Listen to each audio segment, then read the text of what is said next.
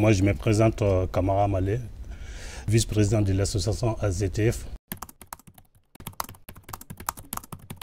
Bouna Sako, secrétaire adjoint de l'association AZTF. On vient tous du même village qui s'appelle Troula. L'idée, c'était de créer cette association déjà, premièrement, pour nous regrouper et venir à l'aide aux familles qui sont restées au pays.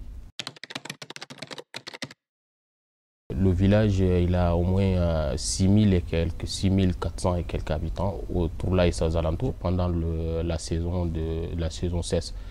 Le village manque tout le temps de l'eau.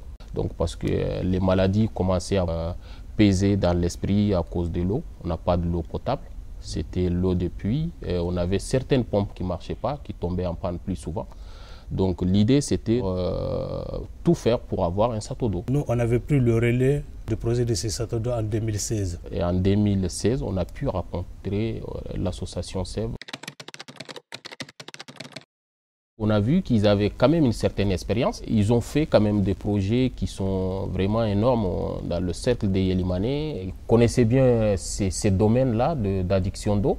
Ils ont une compétence redoutable concernant la recherche de fonds. On a eu une première réunion avec eux pour discuter, pour comprendre un peu le fonctionnement de l'association. Qu'est-ce qu'on veut réellement, c'est à tout, la taille, tout. Et après, ils ont fait le nécessaire pour avoir le financement.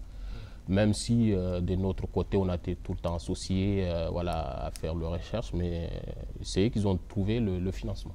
Il y avait une campagne de forage qui était ouverte. Il y a eu la sélection des villages qui sont mieux placés en taille pour voir à peu près combien de villages à être sélectionnés. Donc nous avons eu la chance. L'impact, c'est déjà le bonheur d'avoir l'eau potable au village, qui est quand même un élément clé, je veux dire. Ouais.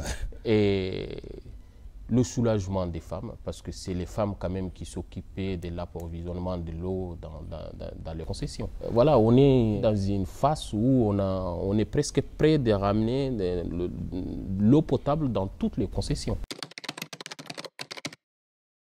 Il va y avoir quand même un plan de suivi avec les usagers de l'association qui est créée au village.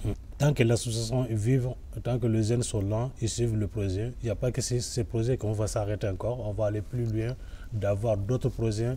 C'est ce qui est arrivé de bonheur au village, que les gens qui sont sur place ils seront satisfaits.